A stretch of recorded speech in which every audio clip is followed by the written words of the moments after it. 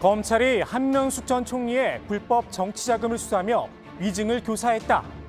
이 진정을 누가 조사했냐를 놓고 검사 내전이 불붙었습니다. 윤석열 검찰총장은 서울중앙지검 인권감독실에서 이 건을 조사하라고 지시했습니다. 그런데 한동수 대검 감찰부장이 반기를 들었습니다. 법무부에서 해당 건을 이첩받아 이미 조사를 벌이고 있었다는 겁니다. 감찰부가 사건을 맡고 있다며 인권감독관실에 항의성 공문도 보냈습니다. 진정서 자료 원본도 넘기지 않고 있습니다. 한동수 검찰부장은 페이스북에 이런 글을 남기기도 했습니다. 복수의 주체가 국민의 신뢰를 받을 수 있는 조사 결과를 정확하게 내놓을 것, 이렇게 말입니다. 대검 내부에선 한동수 감찰부장의 이런 행동을 놓고 항명이란 이야기가 나옵니다. 사건 배당은 검찰 지휘권의 핵심이라며 진정은 물론 모든 사건은 기관장이 배당을 한 뒤에 처리해야 한다는 겁니다. 지시 불이행으로 감찰이나 징계를 검토해야 한다는 목소리까지 나옵니다. 논란은 정치권으로 옮겨붙었습니다. 더불어민주당은 한동수 감찰부장에게 힘을 싣는 모습입니다.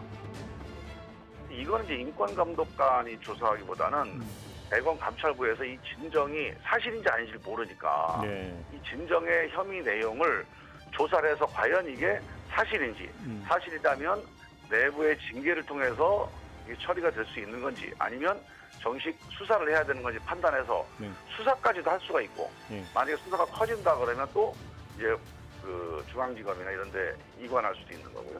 또 이런 과정이 이제 대검 감찰부에서 하는 게 마땅한 거죠.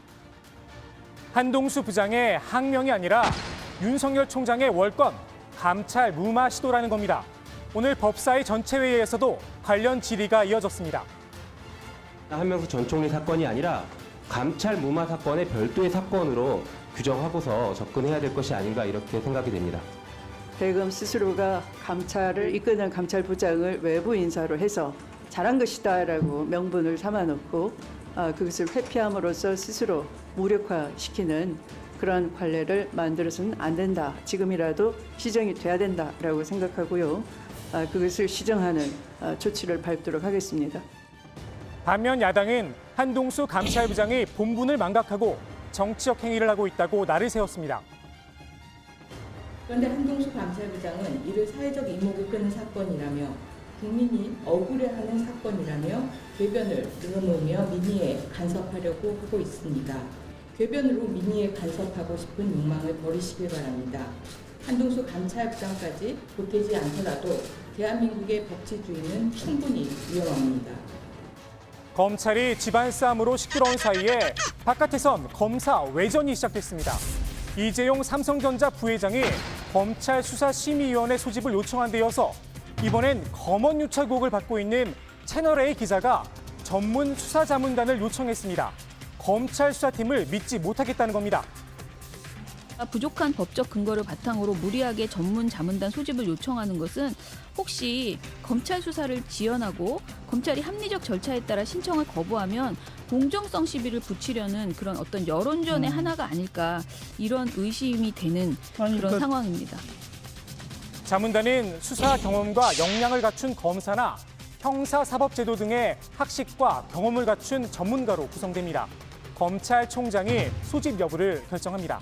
수사심의위와 전문수사자문단 모두 문무일 검찰총장 시절 검찰개혁 방안의 일환으로 만든 제도입니다. 그런데 이 제도를 의회 분들이 잘 활용하고 있는 겁니다. 이런 가운데 검언유착 의혹의 한 축이죠.